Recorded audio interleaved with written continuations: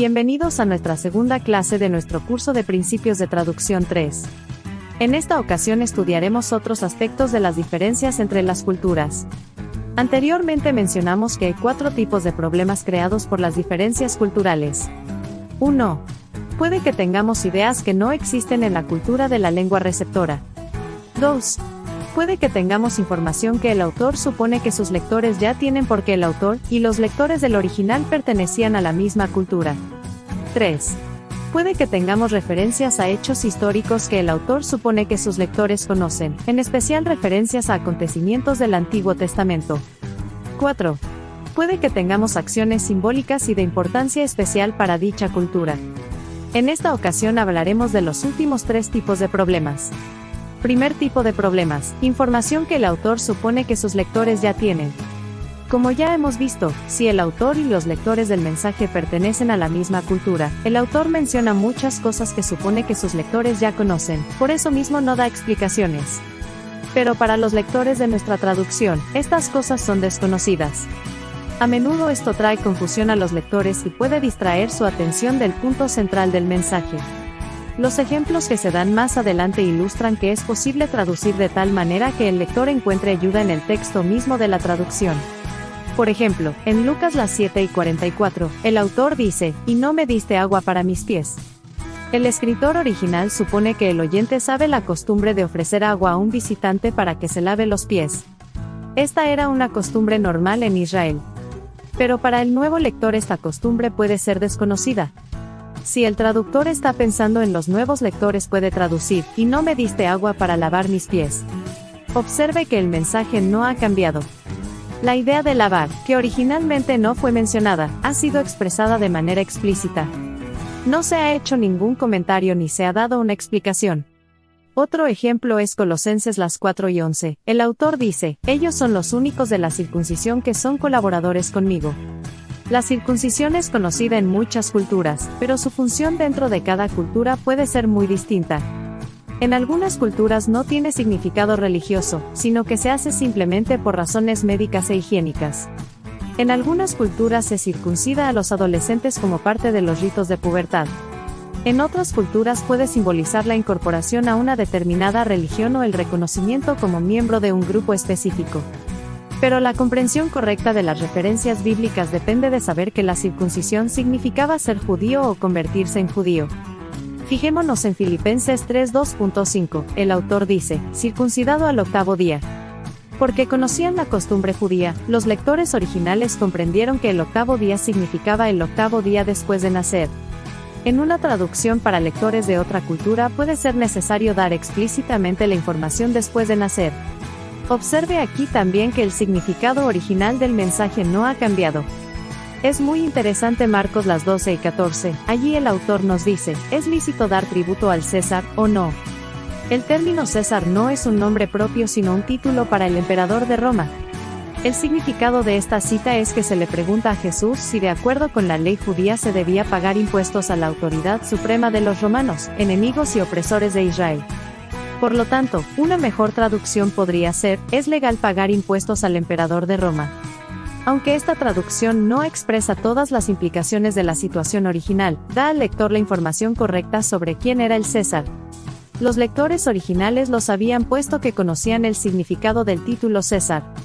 Para mejorar la comprensión, el lector también debería conocer la situación política de esa época. Debería saber que los romanos dominaban a Israel y que los judíos tenían un resentimiento patriótico contra los romanos. Esta información adicional puede darse de otras maneras. Segundo tipo de problemas: referencias históricas. En el Nuevo Testamento se mencionan muchos hechos históricos narrados en el Antiguo Testamento. Tales referencias deben traducirse de tal manera que su significado sea lo más claro posible para los nuevos lectores, y esto debe hacerse en forma breve sin entrar en detalles para evitar que el lector pase por alto el punto central del mensaje original o que lo entienda mal. Veamos el pasaje de 1 Corintios 10:2.1.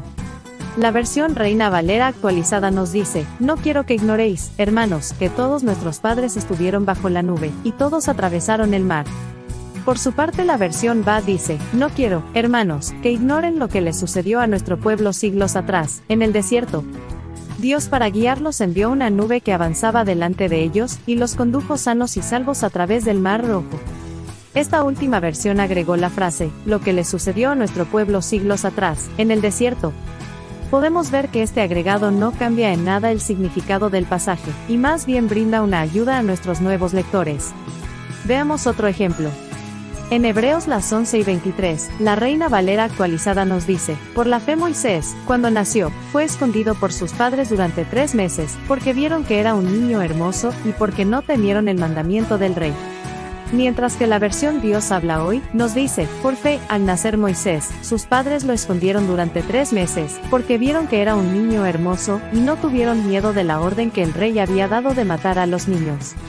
Esta última versión agrega la frase la orden que el rey había dado de matar a los niños. Al igual que en el caso anterior, esta frase agregada no cambió en nada el significado del pasaje, y más bien le brinda una ayuda a nuestros nuevos lectores. Tercer tipo de problemas, acciones simbólicas. Todas las culturas tienen acciones simbólicas. Es decir, que tienen un significado especial. Solo quienes conocen la cultura saben el significado de la acción. Veamos un ejemplo bíblico. En Lucas las 18:13, el autor nos dice, pero el publicano se golpeaba el pecho. En la cultura judía, golpearse el pecho era una expresión de sentimiento de pena o culpa, en este caso de culpa y arrepentimiento por el pecado. Pero en algunas culturas la acción de golpearse el pecho simboliza orgullo y desafío. La acción puede ser la misma pero su significado es diferente. Hay que tener cuidado entonces al traducir esta idea. ¿Cuál fue el significado exacto del gesto original? ¿Qué gestos similares existen en la lengua receptora? Otro ejemplo de esto lo tenemos en Mateo 21:2.8, donde el autor nos dice, mientras otros cortaban ramas de los árboles y las tendían en el camino. En Israel, como también en algunos lugares del África, se tienden ramas de palmera en el camino por donde va a pasar un jefe o alguna persona importante.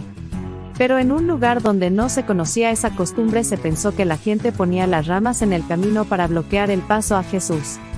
Hubiera sido bueno aclarar que se tendían ramas de palmera para honrar a Jesús.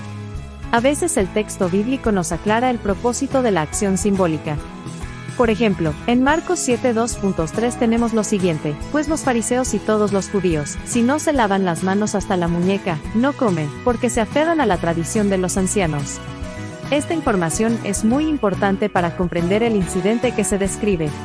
Marcos escribió no solo para los judíos, que ya conocían esta costumbre, sino también para los no judíos, y por lo tanto explica la costumbre. Al traducir referencias a acciones simbólicas, es necesario considerar 2 cosas. Lo primero es la forma de la acción misma, y lo segundo es el simbolismo o significado de la acción. Estas acciones simbólicas nos pueden llevar a 4 situaciones diferentes. 1. Puede ser que la acción exista en la cultura de la lengua receptora y que tenga el mismo significado o simbolice lo mismo. En este caso no hay problema.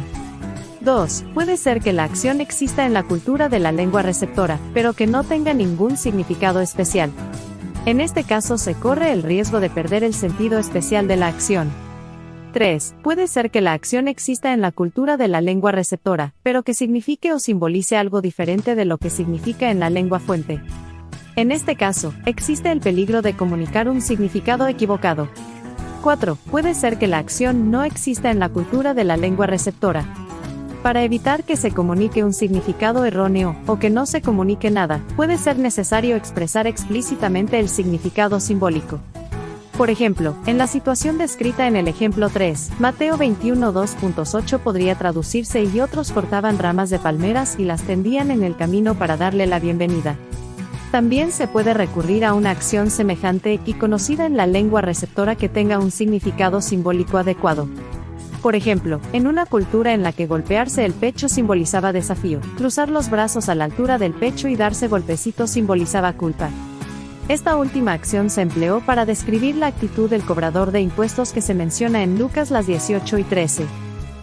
Esta acción en realidad puede ser más parecida al gesto judío que la acción descrita en la traducción de golpearse el pecho.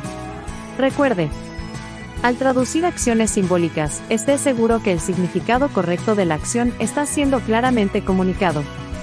Para evitar malas interpretaciones o que la traducción no tenga significado, puede ser necesario hacer explícito el significado de una acción simbólica. 1. Al traducir, a veces es necesario expresar explícitamente la información implícita. 1. Esto debe hacerse. 2. Si es necesario para comunicar el significado central del mensaje. 3. Si de otra manera la traducción comunicaría un significado erróneo o ningún significado. 4. Notas para recordar. Punto 1. Nunca piense que porque usted comprende su traducción otros también podrán comprenderla. Recuerde que usted ya ha estudiado el pasaje en otra lengua y que también conoce la Biblia mejor que la mayoría de los lectores.